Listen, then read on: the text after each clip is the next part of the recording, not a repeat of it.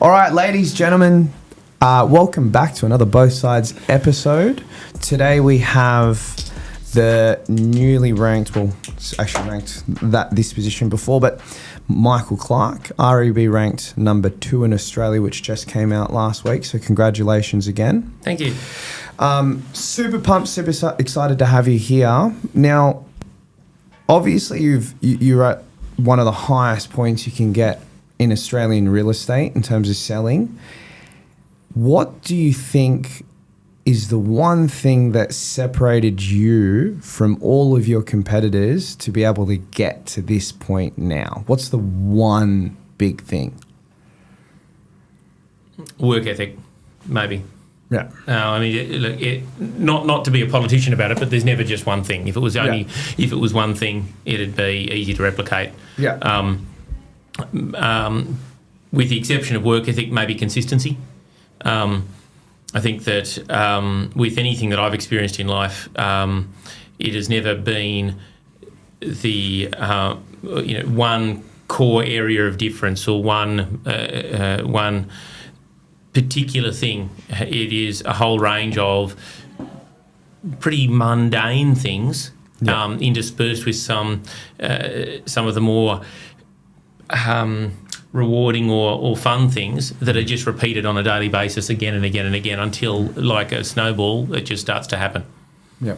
So it starts off small and snowballs across. Now, out of curiosity, when was the tipping point for you? When did that happen? When it all started to click and the daily consistency, mundane things paid off and you saw the light at the end of the tunnel? Because I think a lot of what... So I'm not sure what happened there. The NBA. That's the first time that's ever happened on a podcast. It's the NBA. Look, I'm already... I'll take a back seat to that NBA. You're future pacing. Mate, my head's already in America. So where was I at now? The tipping point. Yeah, so with the tipping point, the reason I ask this is I'm a sales manager in the office that I'm in, and I'm working with a lot of agents at different particular points in their career. Some are, just starting out, some are writing 500, some are writing 1.5, and I'm trying to help them grow. Now, when was the tipping point? At what point did you say, okay, like the momentum's there and the light's at the end of the tunnel? Because I know so many people, so many agents go, am I even going to make it? When was that tipping point when you go, I'm going to make it? How long did it take for that to happen? Look, the funny thing from my perspective was that I think the only thing that I had when I first joined the industry was a belief that I was going to make it. So with all the bumps and the bruises and the question marks and things like that, I always fundamentally felt that it was just a matter of time before I would make it. So I never once... never doubted myself for a second, in that sense.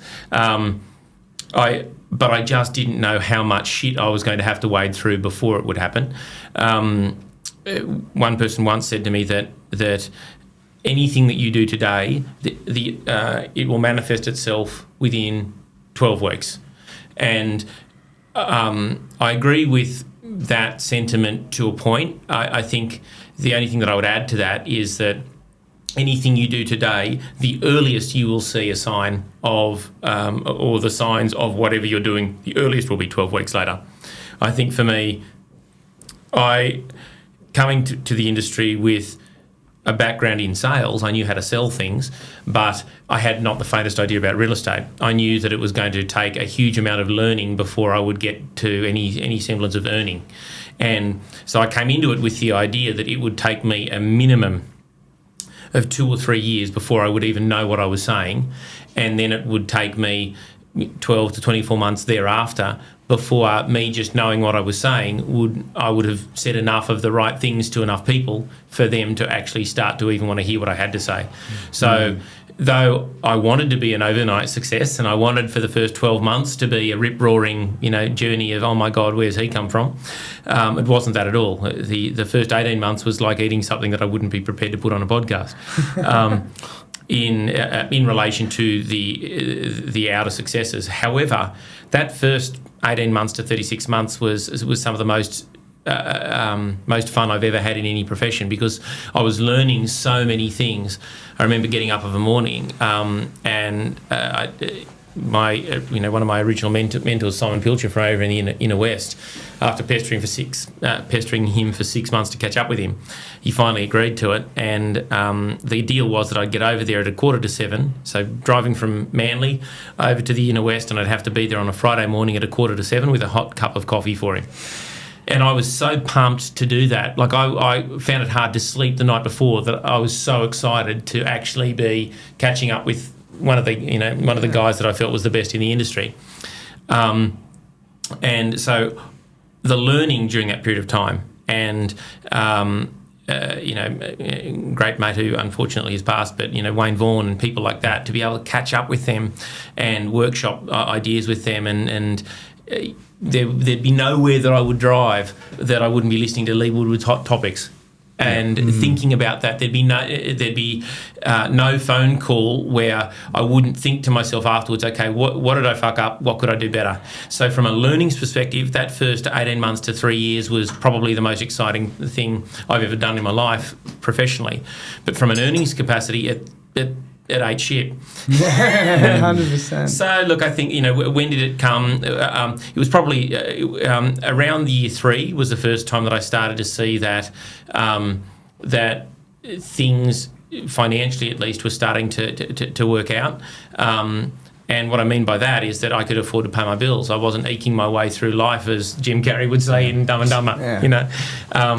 And at that exact time, that was when I proposed to Cherie, my wife, and first big paycheck I ever got, I put that into best investment of my life, and that was buying whatever was the largest diamond I could possibly afford to try and coerce my then girlfriend into marrying me, and that was undoubtedly the best thing in my life that's ever happened.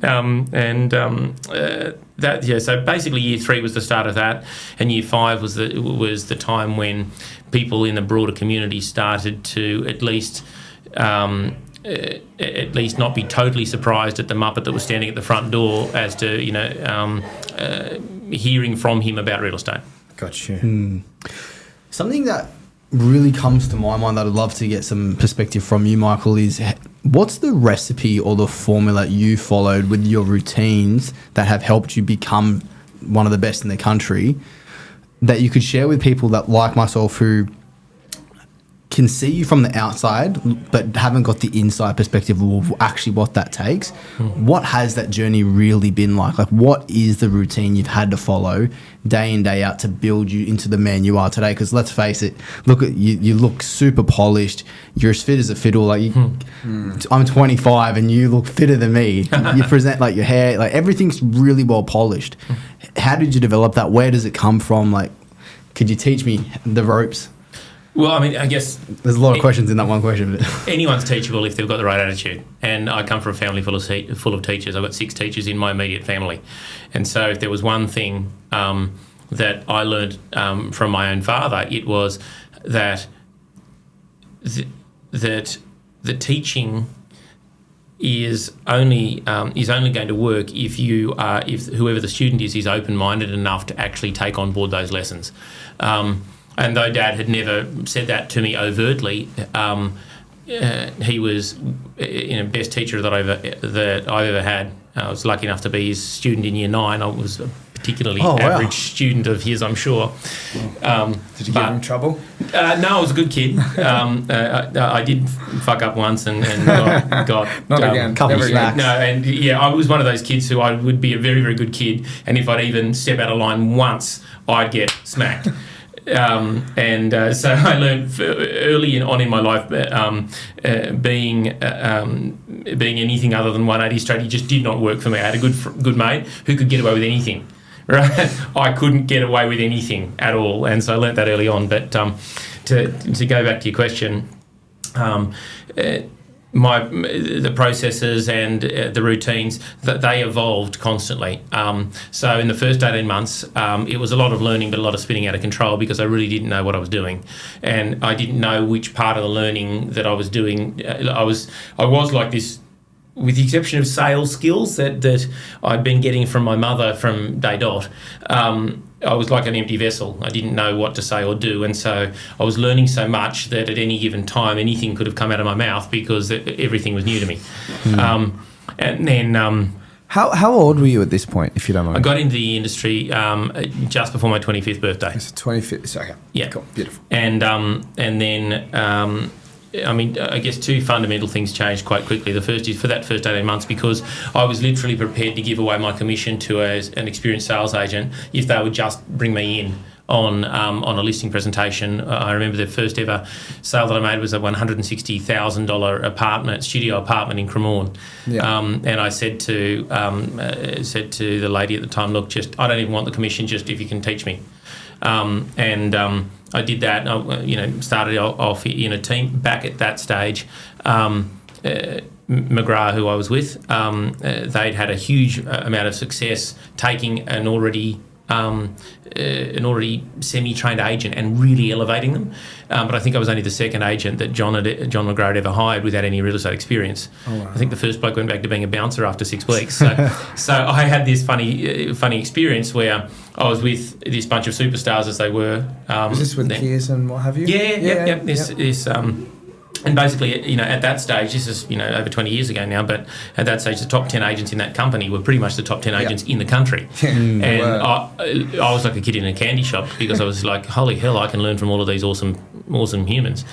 But it evolved. So that first 18 months, because I spent so much time just learning, I wasn't earning anything. So I was going backwards at a rapid rate of knots. There was that whole thing where... Would you recommend that to people starting out? The quicker you can learn what you need to learn, the better. And I wouldn't necessarily suggest that it needs to be as bumpy as my first 18 months, because that was pretty rough, like pulling into a petrol station without being able to put petrol in the tank. Like, that wasn't fun. Mum and dad weren't by any stretch of the imagination well off, and having to call them after 18 months to say, Dad, can you send some money because I can't afford to live, let alone even put petrol in the bloody tank. That was a bit bumpy, and I wouldn't wish that on anyone. But that was a seminal time for me initially, because it meant that I had to go beyond just learning stuff that was available to trying to work out, okay, well, look, who are the people that I want to emulate in the business and in the industry, and really put my foot down, because it was. I think most people love learning, and if I could, I'd learn all day. I'd love to be an academic. I don't know that I'd have the aptitude to be one, but I like the idea of learning it all, learning as much as I can. But it's about the implementation of it. And in the back part of my brain, I always knew that it was about the implementation, not the learning. But from that point, that 18-month period of time, I was like, okay, well, look, now whatever the learnings that I have, I need to start really implementing everything that I've got to be able to take that next step. And then that was around the same period of time when, about 6 months after that, Cherie had, so she was working as an architect. Is this where the beautiful office comes from? Yeah, 100%. Yeah. So she worked with an architect, and the two of them. So we commissioned an architect, and Cherie as well as an architect worked together, and that's. By the way, listeners, this is by far the best real estate office in the country. Like, in terms of internal fit outs, it's insane. Thank you for saying that. I was a total passenger. I did nothing. It was all about Cherie. There's something in that too. I can tell you, it's not just about the office. It's and that's actually my next point. So 6 months after I started to tour around, all the best people that I could find in the company. Then my PA was sick at an open home, and I begged Cherie to come and help me that day, and she came, and I remember the very first open home she was on. She leaned into me. I'd said something to a buyer, and I thought I was quite clever. And she politely leaned over and whispered into my ear, "You just sounded like a dick to that buyer." I'm like, "Oh crap! Right, okay." What would you have said? And that was the beginning of a real supercharge for me, because Cherie and I are very different human beings with very complementary skill sets, and so all of a sudden it meant I had a little not just the love of my life. But I had somebody who was infinitely more intelligent than me, being able to workshop everything to do with the real estate journey. And so it was very much from there. The second big thing was I had someone that that didn't just have my back and love me, but she was intelligent and, understood real estate, and we were able to workshop everything. And to this day, every week and every day, we workshop different things. Do you bump heads? Not on the big things, no. Because I think that's one of our real strengths. We've got that's a massive strength. Yeah, don't get me wrong. We have disagreements, and because we're both fiery, passionate people. But on the big things, absolutely not. We've always been always seen eye to eye on the morals and all that kind of stuff. Yeah, that's a rarity. You ask 99% of people, would you work with your partner? They're like, no way. Well, I was intimidated. Like Cherie had said to me, she's 100%. She said to me in the first, she started working with me, and all of a sudden, my business started going nuts. Oh shit, Sherlock, right? And she said to me after the first year that it had always been her dream to open up a business with a partner, and I was like, no, because I was intimidated. I was. Wow. And because her background had always been like her father was an architect and a developer, and and in building, and he at one stage he'd owned his own real estate agency. He was probably, though he had great work ethic and highly intelligent, not necessarily as subtle as probably should have been at the time. Very Germanic of background, but as a result, I'd been learning my whole life about how to sell stuff because my mother was one of the highest, in fact, the world's best-selling encyclopedia salesperson at three different companies. But this is before it all went to shit. And so I'd been kind of sitting around the dinner table or, as a kid learning how to sell stuff and what a close is and seeing mum in the rankings of this and that and whatever else. Whereas Cherie, by contrast, she'd been learning how to become an amazing architect and discussing building and development and selling off the, all that kind of stuff. What a great combination. Yeah, and so it's no surprise that that when the two, I'd never met somebody like her, not just with this incredible zest for life, but also somebody who was so open to learning. But look, it'd be silly for me to say that so much of my growth came as a result of Cherie workshopping stuff with me. And I was a kid from Orange who knew how to sell stuff with no fucking clue. That's basically who I was. And through Cherie's infinite patience, right, and all the other stuff that I was learning, she was able to basically say, no, drop that, do this, drop that, do this, and that's why whatever modicum of success I've had, I didn't do nothing, but I did nothing without Cherie. So what you're saying is we should have had a fourth camera here, fourth setup. No, in fact, I can just fuck off altogether and you can sit down with Cherie and there you go. Wow. So yeah, what's the case? The problem with it is you can't get a Cherie. I married her. She's mine, and my love is a selfish love. So love it. Well, mate, it sounds like step one, if I'm correct, was learning as much as possible. Then step two for you was you had Cherie and a partner. She helped me synthesize it. So that's what it was. I was getting a lot of information from a lot of different sources, and Cherie also, she's a smart girl, 99 point something in the HSC jumps of her school. Like she's a smart cookie, but also, massive work ethic. And so the funny thing about our whole business is that though I'm in the rankings and this and that and the other, Cherie can do what I can, but she doesn't have the time to do that because she's the CEO of our business. Right, I can't do what Cherie does because I don't have the same business brain as her. Yeah, and so it's a strange way that we work together because on the one hand, the sexy part of real estate is the listing and the selling, and Cherie would love to do that as much as I do because that's the fun bit. Now that we're at the stage that we're at, don't get me wrong, it's exhausting and it can be heartbreaking and destroying and uplifting all within the 1 hour. 1 minute. Yeah, indeed. But I think. Yeah, so the first bit, to answer the question, is learn as much as I could, as quickly as I possibly could in that first 18 months. Then with Cherie on board, the two of us workshopping all the stuff to be able to synthesise what it was that I was learning and what would work for me and what wouldn't and all that kind of stuff. And then the two of us together on this journey, learning as quickly as we could and implementing, working harder than anybody that we'd ever met, but then being able to keep moving forward. Do you mind defining for me what you mean by hard work? Like, what really is hard work? Like, what what is that for people that are listening? Here's the funny thing. I reckon the hard work is more working on yourself than it is. Work hard on yourself, then you're doing your job. It is. But see, this is the thing. I mean, most people think, well, Cherie and I have this ongoing joke between the two of us, where people think that personal growth is wonderful. I think personal growth is like eating dog shit. It is. There's because the personal growth thing is something that you're not comfortable with, right? And so if you're comfortable and feeling fine, that's not personal growth for you, because that's something that you've already experienced and you're happy with. Yeah. I love the outcome of the personal growth. I love once I'm in a position where somebody is pushing me or challenging me or whatever else, the outcome of being able to deal with it and not let it upset you as much, or not let it impact your bottom line, or help somebody make a good decision. The outcome I love. The journey of it, not so much. And so I think the hard work is it putting in the hours? Hell yeah. I mean, for the first 10 years of my real estate career, I actually almost saw it as part of the job, that if I wasn't turning the alarm off of a morning, and I wasn't setting the alarm in the office of an evening, if I wasn't the first one there or the last one to leave, I wasn't taking it seriously. So that was a big part of it. That's my whole office today. Yeah, that was the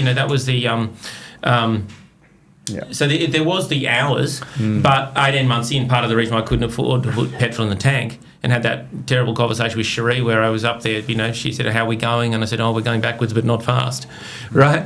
And that was that fundamental moment for me where I realised it wasn't just about putting in the hours. It was about, okay, well, what are you doing to be able to make those hours count? And so working hard for me means, does it mean putting in the hours? Hell yeah. It means taking the phone call when you don't want to. It means pushing that extra little bit when you don't want to have a tough conversation, all that kind of stuff.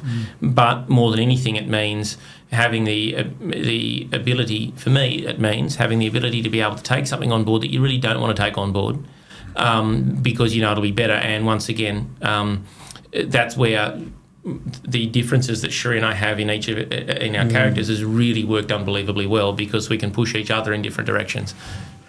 Now, you spoke a little bit before about learning. Now, the way that you learn is obviously by making mistakes. Two-part question. What do you think is the biggest mistake you've made professionally and personally, and what is the lesson you learned out of that? Oh God, there's a lot to unpack there, isn't there? Okay, what's the biggest mistake that I've made? Personally, and then professionally. Well, personally, that was the great gift. So the biggest personal mistake that I made was for the first 24 years of my life, thinking that the talent would get me through. So I was one of those kids at school who could read before I got to school. I was always pretty much the top of my class until about year 7 or 8, with no effort. It was and throughout school. My kids they laugh at me because I sound like a broken record with them all the time. But, I got to when, year 8 and 9, when the kids really started to work, all of a sudden I started dropping back and I wasn't doing as well. And for me, that was that was very uncomfortable, because I was always used to being towards or around the top of the class with doing no work. And it wasn't until I got to 24, 25, or actually it was a little bit before then, just before I got into the advertising industry, where I actually thought that it was just the kids who were the most talented who succeeded. Now it's become a cliche, that hustle beats talent if talent won't hustle. Right? That's a cliche now. Yeah. It wasn't back then. So the biggest personal lesson I learned back then was that doesn't matter how talented you are, there's going to be somebody out there with much less talent who's going to work a lot harder, and they will kick your ass if you're not prepared to work at it. So you learned that the opposite way. That's right. I learned it through personal experience. Yeah.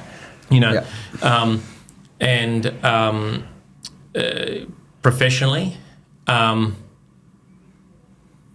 there's a big bloody lesson every week, isn't there? There is. If you're open to it. And so I think, from a professional perspective, it was... What's the first one that comes to mind when you think of it? Oh, look, there's a lot of them. I think, there was one listing where I'd worked my bum off. I got referred in, and there was this particular listing where it still makes me feel uncomfortable. Look at that. Right? I got referred in, and right before I was going to go there, I got a phone call, and another agent had been invited in there with me.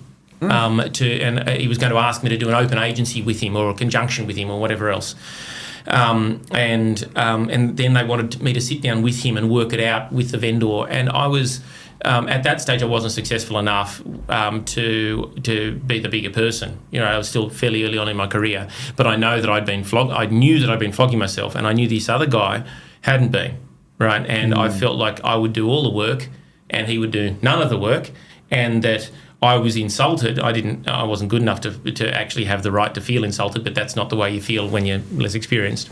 Yeah. And I was insulted that they would ask me to do a conjunction with this bloke when I knew I'd do all the work. And to compound that, I was sitting across the table, like they put me together. We were supposed to work it all out, and I just wasn't my best self in that moment. What I should have done is simply say, well, look, acknowledge the situation. Say, well, look, give me some time to think it through, and then go from there.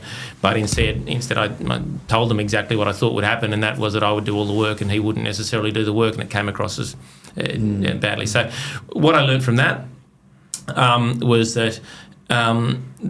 There's never a situation that being the bigger person hurts you, and therefore whatever the situation is, even if you're placed in a bad position or a situation where you should never have been placed, the situation that you're placed in can be on them, but your response or your reaction to that's on you. And so from there I learned that massive lesson, which is, there's stimulus and there's response. Right, the stimulus was me being put in that situation with somebody that I'd never heard of before, being asked to do all that. That was the stimulus, and then there was my response, which was a terrible response at the time, which was to list the reasons why I didn't feel it was fair.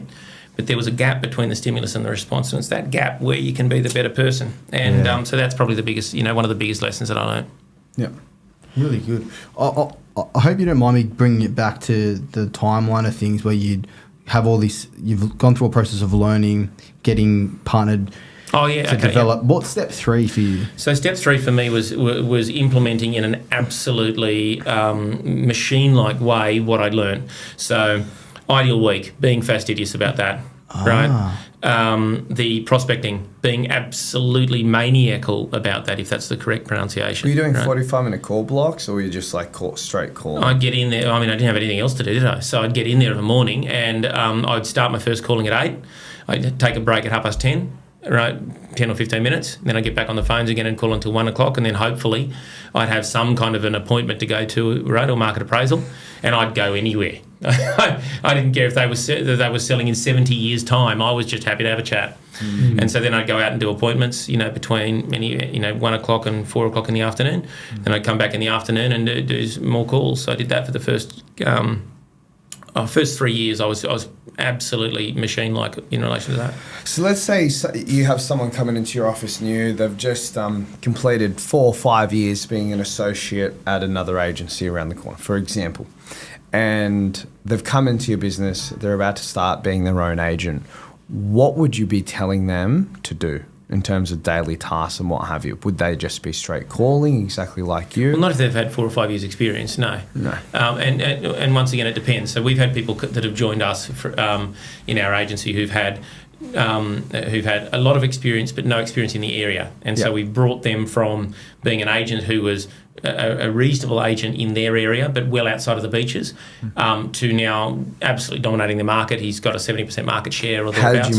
How did you make him do that?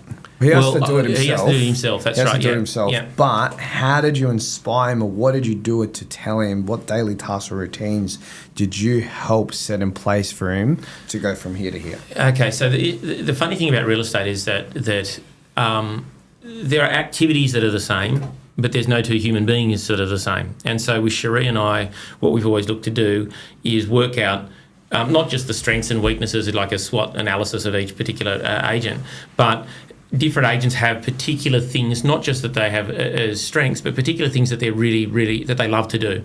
Now, this particular chap, he was outstanding in relation to his ability to be able to market himself within an area. And I'm not talking whiz-bang Apple kind of marketing, just his religious consistency in marketing in an area. So what we did with him is set him up to make sure initially that we would go to every market appraisal and listing presentation with him, because nobody knew him and they knew us. So we'd set all that up.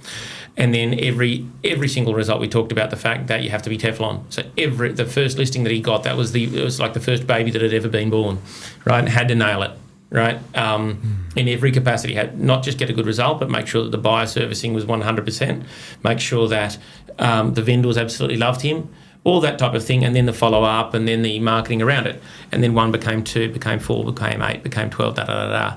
And as part of that as well, help him compensate for the parts that he wasn't as good at, right? So he was naturally highly intelligent and extremely strategic and would give great advice, but not that natural kind of flamboyant creative, what's the word for it? Charismatic kind of salesperson. The reverse of that. Very military. And analytical more than military. Yeah. Analytical, softly spoken, gentle, that kind of thing. And so for us, that was one of the most satisfying things for him to go from that and for us to help him through. And so with each of the agents that we've got, we try and identify not just what they like to do and their strengths and weaknesses, but where's their area of genius? What is the bit that they can do that nobody else can do? And initially we would sit with them in the listing presentation, role playing and work that out. But then we'd be with them in the lounge room, and we would say that to people with them present, even though that would make them feel uncomfortable, right? So that they could see how that would resonate. Get the feedback. It's a 100% feedback loop in that scenario. So then they start to understand what we see in them. Cherie and I would often have a different perspective on each of the agents, and once again, that's that strength in weaknesses thing, or strength in differences thing. I would come out of a listing presentation with a particular agent, and I'd workshop that with Cherie, and she would come out of a listing presentation, right? And it would be very, very different feedback. There you go. Partially because when I'd go into a listing presentation, I couldn't help myself. I just couldn't shut the fuck up, and I'd do the listing presentation. Whereas Cherie has the what is it? The ability to pause. Yeah. What is it? The self Regulation. Bit more than that. It's the Poise. The poise. It's the ability to be able to shut the fuck up. That's what I'm driving at. Reality of it. Right. That's the reality of it. I love that. And she, I would have done it so many times that I would go into that listing presentation and I would want to win. I'd want to walk out of it and win, and then workshop it. What happened here? What happened there? And da-da-da. So we'd do that. But Cherie has the ability to be able to go in there and let them do it, and then in a highly intelligent way help them understand what they could have done better. And so to answer your question, I guess, it's about, depending on the agent. Another agent came in, classical sales agent, right? As charismatic as get out, rooted at systems, like useless, right? Had never been trained on a system in his life, but fundamentally wonderful human being. You can't help but love him. Everyone loves him. And, some of our biggest clashes have been with this guy who I love. Like, I love him like a brother. Right. And yet it's because he came from that situation where he would say anything at any time. And sometimes we would walk out of a listing presentation and I'd scratch my head and think, what the fuck did he just say? I don't even know what he said. And he would have had it listed. Yeah. Right? That's Kevin. That's probably me. Right, okay. But so then it was, how do you then, without taking someone's creativity away from them, without taking that explosive energy and that charismatic ability, how do you make that into a system for them that works for them, that they can replicate, so that they don't need to reinvent the wheel in every different occasion. And so because otherwise what happens is, it's like I don't know if somebody's ever been on the stage. It's like going out there in front of 5,000 people or 500 people or whatever, and them saying, do your best song, and you don't know what the lyrics are. Yeah. Now, you can have a great audience, but if you don't know what the lyrics are or you haven't practiced the lyrics, you're not going to give your best performance. And so, I fundamentally feel that every listing presentation, to a degree, is a performance. Right? Yes. It's not only a performance, because if you see it only as a performance, then you're not in their world, right? So it shouldn't be you doing your tap dance and ta-da, right? But there is a performative element of it. And so with somebody like that, who wasn't systematized like the first chap, but was incredibly charismatic and much more of a performer, then it was how to be able to build some blocks around that and some guardrails to help him achieve his thing. And so with one bloke, right, he tripled his business in an area that he'd never been in before, right? And with another bloke, he quadrupled his business just because he went from, a charismatic bloke who it's almost like he'd been stuck in a corner for 10 years of it, right, and just left to his own devices, considered, incredibly talented but untrainable, and then to see him put those things in place, so it's a case-by-case thing, and different with each agent, but it's probably the thing that Cherie and I derive more satisfaction out of than anything. Yeah, right, there you go. Now, from a business owner's perspective, do you go out trying to poach staff from out-of-area offices?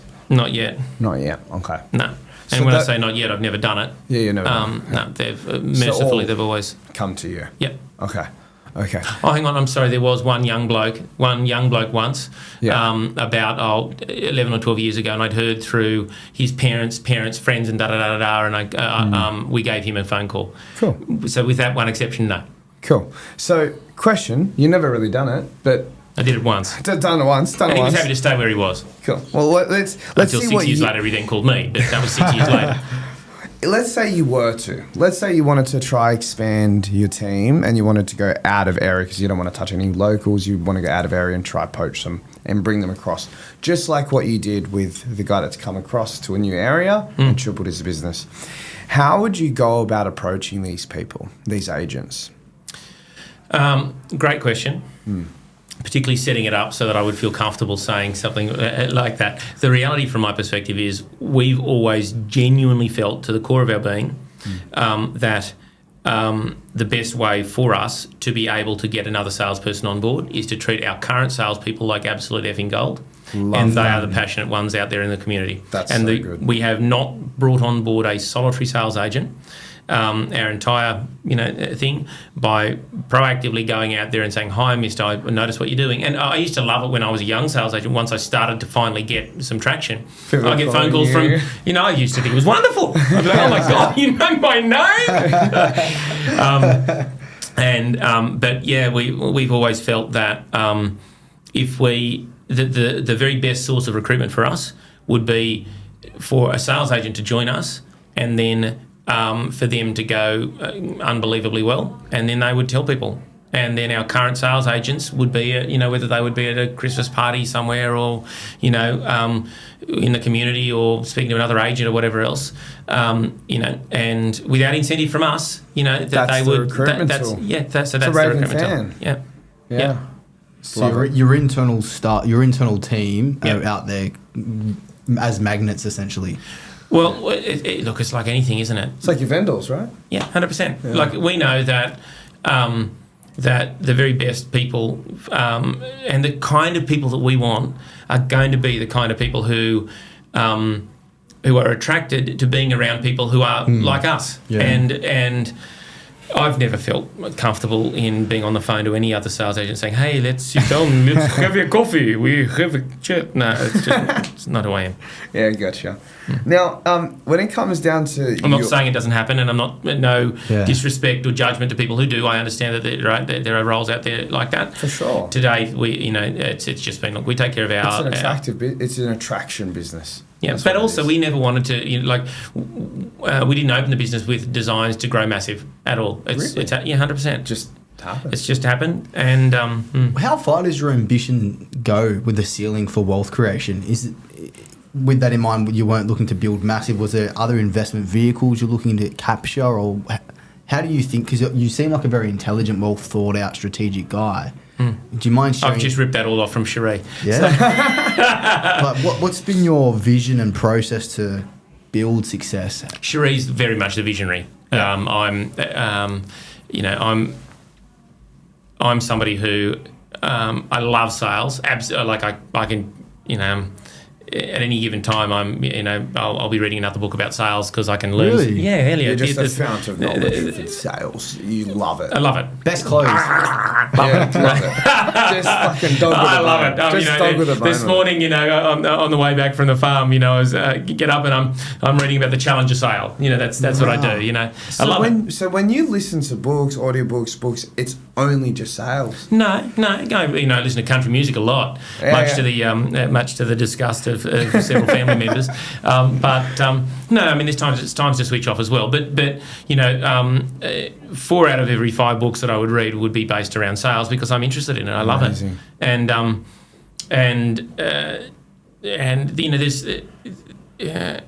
I can learn something today that I can implement tomorrow that'll have an impact on my bottom line and my family's bottom line the day after. So to answer your question in relation to the strategic growth and things like that, Cherie and I would workshop things all the time, but the growth and the plans and the strategy to my fault, I'm almost embarrassed about it, has been Cherie, very much driven by Cherie. She's the strategist.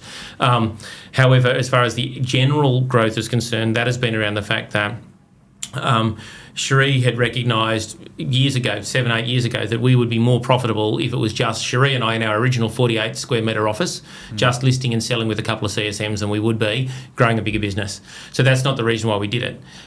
But we love winning, we love success. With a family full of teachers, I love teaching people, and I think I underestimated how much I'd love that. Did you? The only thing I knew when I was a kid, I knew 2 things when I was a kid. One is that I didn't want to be in bloody Orange, and the second one was that I didn't want to be a bloody teacher. They were the only 2, right? Orange has become gentrified since I've left. Yeah. Dad reckons it's become gentrified because I've left. But yes, I never thought that I would get so much satisfaction out of helping somebody achieve and learn something. And that's, I think, because real estate totally changed my life. Absolutely changed my life. And if you let it, it can change, or if somebody lets it, it can change their life too. And it can make them a better person. It's made me a better person. Yeah. Powerful, man. Yeah. And that's a gift. Like, what a gift. First ever interview that I had in real estate was with John McGrath, and I fucked it up totally. Like, how I got that job, I don't know. Like, before I'd sat down, he said, what's the story of what's the story of Michael Clarke? And I hadn't even sat down. I'm like, I want to be one of the best agents in the country. And that's just the best I could come up with at the time, and yet here I am, like, shit. Like, I'd driven to the office in my 1989 Mitsubishi Magna that I was scrambling around to try and put bloody, money in the meter as it was back then. It's like, and here we are. So I think that from our perspective, the strategic growth is 100% Cherie with my input. The general growth of the people within, though, I've workshopped everything with Cherie. What I love to do is train somebody, whether they're in property management or sales, in the art of communication, because that for me is life-changing if you let it, and I'm so passionate about it because it changed my life. So we've only got 6 minutes before we have to fly out to America, get out of here and fly to the US. So I have a question for you. Now, obviously I'm a sales manager within the office and mentoring, coaching quite a few staff. Now, how are you mentoring these agents or associate agents to obviously grow their business? I know it's very different one-on-one, but do you have like one-on-one sessions per week? Are you mentoring them on the fly? Like, how are you going about growing the agents? Training every week in the sales meeting. Yeah. We always wanted to run a sales meeting that people would want to come to. Yeah. There's 1 hour a week? I'm pretty religious with that. I feel like part of my contract with them is to not take up more than an hour of their time. That's okay. I've got 6 minutes. Yeah, cool. Perfect. Then I'm going in there to list it properly, hopefully. Perfect. Yes. There's that's the training, the coaching one-on-one, and that is a lot of my business, I'll get called in, and then I'll take them to their respective area. If it's in their respective areas, they'll come in with me. I'll do the market appraisal, and they'll watch that.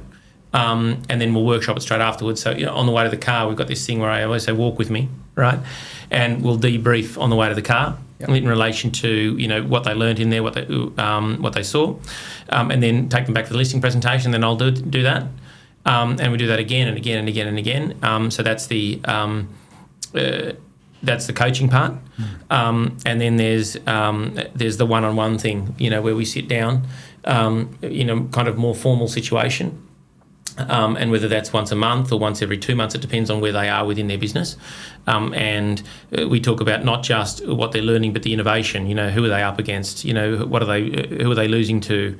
That kind of stuff to make sure that that they are changing and evolving in whatever direction that they need to, dependent on who they're up against or what the market conditions are and all that kind of stuff. I love that. Thank you. It's really good advice. I'd love to be a fly on the wall in one of your listing appointments and just see the dialogue that comes to mind. What would be, from your experience, the best lesson or tool you could recommend somebody to really work and nail their appointment to close? Well, do you mean to close in the appointment? Yeah. Or would you recommend people be strong on closing in an appointment or two-step close? What's your best advice within a listing appointment? Look, it depends. I mean, look, once again, from my perspective, there'll be some times that I'll close on the spot. The funny thing for me, like when I was going through university, because I couldn't afford to stay on campus, so I sold encyclopedias of a night time. This is while they were still in existence, mind you. I know, a 70-year-old dinosaur for those that can't hear. But so I'd be going out of a night time selling these $5,000 sets of books to people who could get it on the CD-ROM, which was right before the internet, right? But they could buy it on the CD-ROM or a version of it, a dumbed-down version for $130, and I was selling these $5,000 sets of books to people that didn't know me, and that just met me. So in that circumstance, you learnt to close 7 times before you were even being considered to get a yes. So that was as hard sell as you get. And then I went through university learning about solution sales, which is as soft as it gets. And so I learned all of it, and then there's a challenger close and all that kind of stuff. Yeah. But it's very case dependent. But you have to have a strategy. You have to have not just a strategy, but you have to have a step-by-step process in your listing presentation that gives you the creativity to go around, but it means that you're still making sure that you're covering the most important things. What's the place worth? What's the best way for them to get the top dollar? And what's it all going to cost? All right. One last question, one sentence answer. I want to go from 3 to 6 mil next year. What's the one thing I'd need to change? What's the one thing would need to change? Your leadership. Beautiful. That's it. Best book or personal development recommendation? The book that changed my life was either one of two. Yeah. 3. Sorry, I've got to give you 3. On real estate. The thing that changed my life there, John McGrath's You Don't Have to Be Born Brilliant. That's the thing that got me into real estate. Cherie bought me that book. Wow. Said, read that. Read it within 48 hours, boom, through in advertising, got into real estate. That book number 1. Book number 2 is 7 Habits of Highly Effective People. Yeah. Don't read it, listen to it. Reading it, I've read it a bunch of times, and it's like you need a knife and fork to read it. Just listen to it. But that's world-changing if you actually learn it. And the third thing would be Rich Dad, Poor Dad. Yeah. Changed my life. Brief period of time that Cherie and I were dating, and then we didn't date for about 3-4 months. I read every single one of those books to be able to catch up with her next time around and say, look, I'm a bigger, better version of me, and here we are married 20 years later. We're happy. It's going well. What a perfect ending. You're the best. Rock and roll. Thank you so much. Holy smokes, we actually made it. Sorry to interrupt the podcast, but I just wanted to say a big thank you to all of our listeners, past and present, because we've officially hit 50,000 followers on Instagram. It's blown my mind to see how we've been able to build one of the biggest real estate brands in the country just off starting a podcast where we interviewed people starting in Zoom. So off the back of that, building all these relationships and having people know us in Perth, Adelaide, Brisbane, Sydney, Melbourne, we now have access to all these off-market properties which I can't service with my current clients. We've got more properties than I have clients. So if you are looking to buy your next home to live in or investment, please reach out. Additionally, I know Kevin is the king of Kellyville, but if you're not based in Kellyville and you are looking to sell your home, we know all the best agents and could put you in with the right fit that suits you. So just wanted to give you a quick shout out, guys. Thank you so much for the support up until now. Both sides 50, baby.